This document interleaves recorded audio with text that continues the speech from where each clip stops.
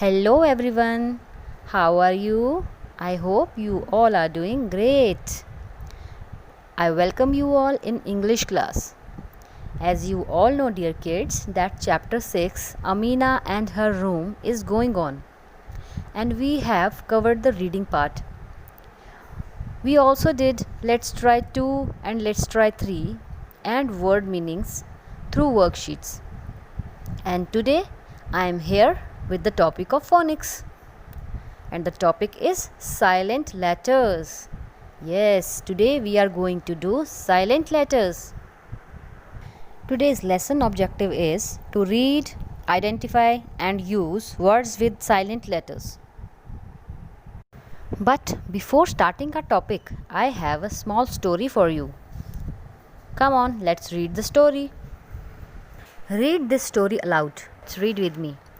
Once upon a time, there was a girl named Nellie. Nellie liked to write stories about knights wearing knee pads. One day, her friend Nate asked her to knit him a scarf. Nellie did not know how to knit, but she tried her best. Nate thought the scarf looked wrong. He wrapped the scarf around his wrist and pretended it was a cast. Both of them laughed. So, बच्चों आपने ये story read की. इसमें कुछ एक words आपने देखा होगा, उन्हें प्रोनाउंस करना कितना अलग था, क्योंकि उन वर्ड्स में कुछ लेटर्स ऐसे थे जिनकी साउंड आपको सुनाई ही नहीं दे रही थी. See those words are underlined in this story, like write, knights, knee, know, knit, wrong, wrapped, wrist.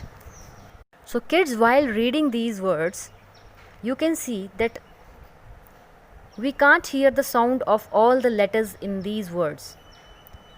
These are the silent letters.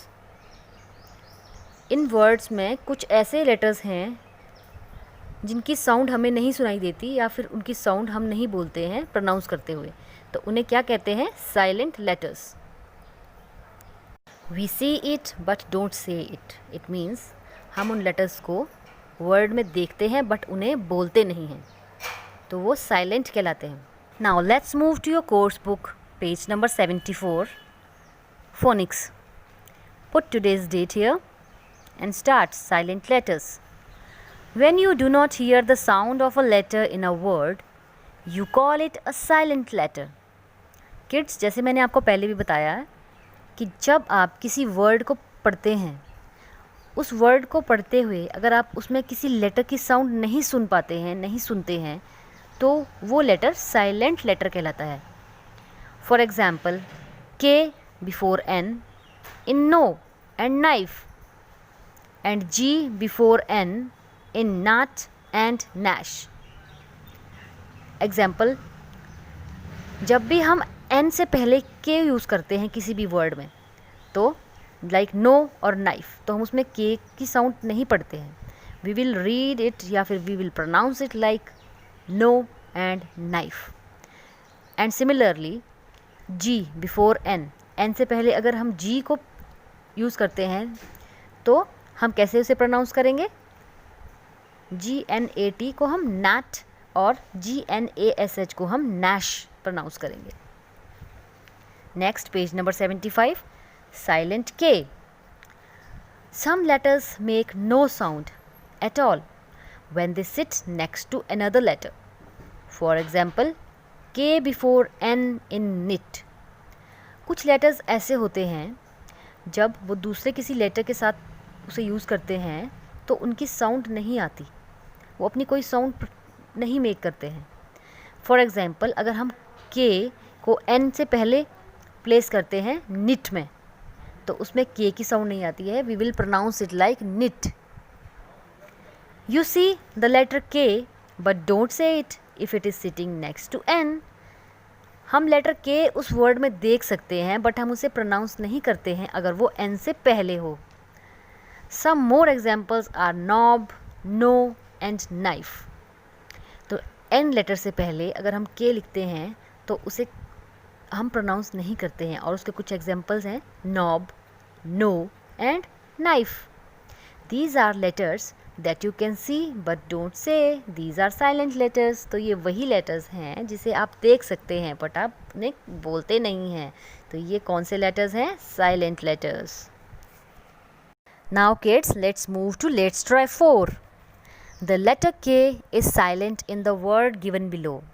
Read them aloud and then use them to complete the sentences. One has been done for you. So kids, what you have to do in this exercise, some of the letters with K silent is given in the below box. नीचे box में आपको कुछ letters दिए गए हैं जिसमें K silent है. तो you have to read them aloud और आपको उन्हें नीचे दिए गए सेंटेंसेस को कंप्लीट करने में यूज़ करना है. जैसे आपको नंबर 1 ऑलरेडी आपके लिए किया गया है. Like do you dash where the art room is. Do you know where the art room is. तो आपको इन्हें रीड करते हुए ये ध्यान रखना है that K is silent in these words. Yes. Now come to number 2. Turn the dash to open the door. Turn the knob. Turn the knob to open the door. Next is number 3. She cut the tomato with a dash.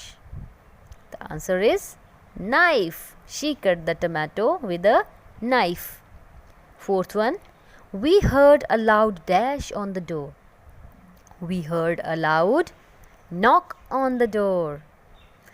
Fifth is, ouch, I hurt my dash. The answer is knee. I hurt my knee. Sixth one, grandma will dash me a sweater. Grandma will knit me a sweater. Seventh is, the rope had a dash. The rope had a knot. Yes. Eighth is, this is a story about a brave dash. This is a story about a brave knight. K-N-I-G-H-T, knight. So my dear kids, अब आपको पता चल गया है कि silent के कौन कौन से वर्ड्स में यूज़ होता है और उसे कैसे प्रोनाउंस करते हैं. Now come to silent B. अब हम पढ़ेंगे साइलेंट बी के बारे में.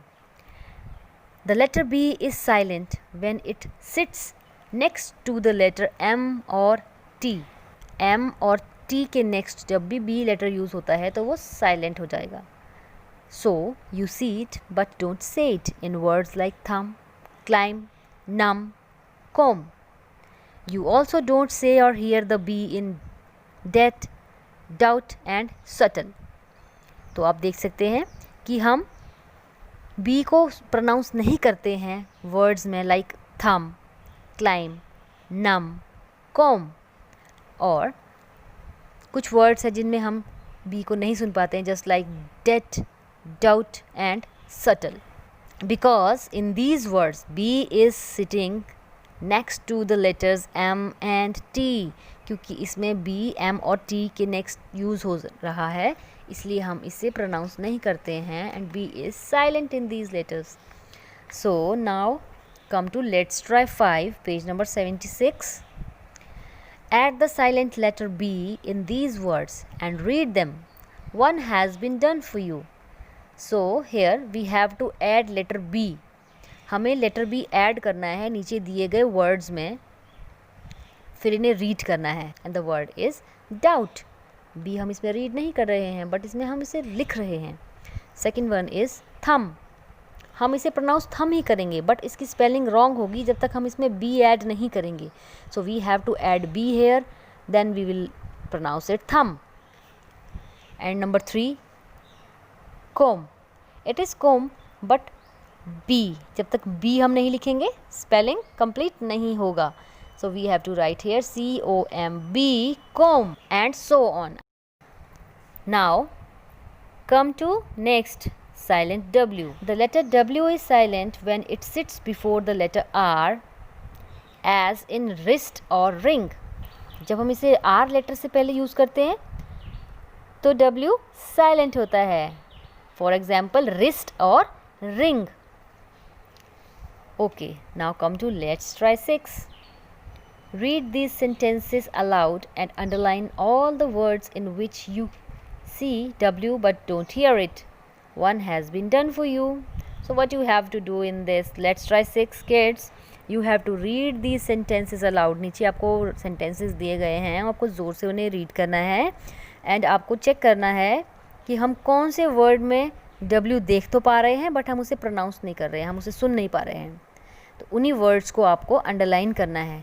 Just like in number 1, he has a watch on his wrist.